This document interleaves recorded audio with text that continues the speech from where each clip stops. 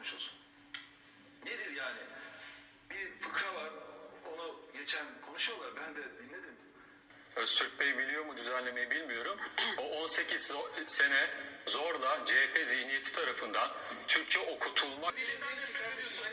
Allahu Ekber anlamıyor musun? Ne demek Allahu Ekber? Oku bakalım. Son günlerde gündeme gelen işte andamız ve bu Türkçe ezan tartışmalarıyla ilgili olarak bu CHP'nin içerisindeki duygularının dışarıya yansımasıdır.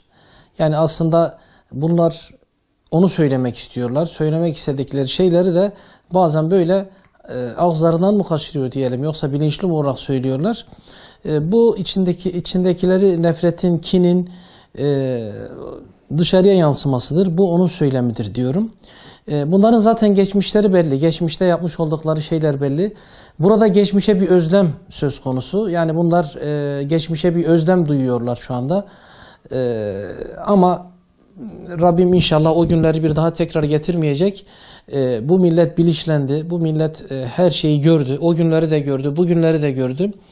İnşallah Rabbim bir daha o günleri bize göstermez diyorum. CHP bu şekilde yapmakla, bu söylemlerle, bu hareketlerle sürekli kendisine zarar veriyor. Yani şu anda %99'u Müslüman bir ülkede yaşıyoruz. Şurada dışarı çıksanız, bir anket yapsanız, yani Türkiye'de Türkçe ezanın gelmesini istemez. Bunlar sunni gündem oluşturmalar, bazı uç noktaların diyeyim kendi içerisindeki istekleri, arzuları, ama bunlar olmaz artık. Bu saatten sonra geriye dönüş mümkün değil. Dediğim gibi bir anket yapılsa şurada, yani Türkiye'nin belki %70'i 80'i ezanın Arapça olarak okunmasının devam etmesini isteyecektir. Yani biz %90'ı Müslüman olan bir ülkede yaşıyoruz ve ezanın tüm dünyada ne şekilde okunuyorsa o şekilde okunması gerekir. Yani şu anda birçok Müslüman ülke farklı dillerde. Yani bir Endonezya, bir İran, buna benzer Filipinler, Arakan'dır. Bunlar hepsi ayrı ayrı diller konuşuyor. Ama hepsi ezanı Arapça okuyor. Yani Kur'an-ı Kerim de Arapçadır. Kur'an-ı Kerim'in orijinali de Arapçadır. Bunlar zaten öncelikle işte biz önce ezanı Türkçeleştirelim, daha sonra Kur'an'ı Türkçeleştirelim, daha sonra da dini ortadan kaldıralım ve yozlaşmış din ortaya çıkaralım. Bunlar peyderpey planlı ve projeli şekilde yapılmak istenen şeyler. Daha önce de aynı şeyler aynı uygulanmaya çalışıldı. Fakat bu Necip millet buna izin vermedi. Yani bu millet şehit olma pahasına dahi bu Türkçe ezanı bir daha getirmez. Yani burada dile getirilmek istenen, hedef alınmak istenen işin aslı İslam'dır, Kur'an'dır. Burada yani ezan Türkçe okutulmuş, Arapça okutulmuş meselesi değil. Bunların içerisinde olan İslam düşmanlığının dışarıya yansıması. Bundan başka bir şey değil. Yani aslında dediğim gibi, biraz önce de söylediğim gibi, bu kendilerine zarar veriyor. Bundan zararlı çıkacak olan yine kendileri. Bu gibi dini hassasiyetlere, halkın dini duygularına, dini sembollerine dokunulmaması gerekir diyorum. Yani bunlar hangi cesaretle bunu söylüyorlar?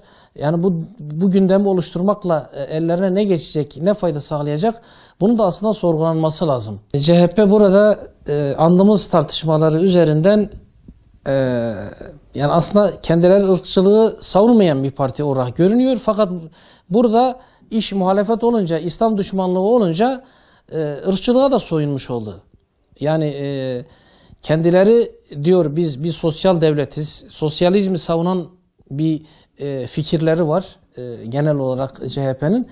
Fakat siz burada andımız baştan sona ırkçılığı çağrıştıran bir söylem.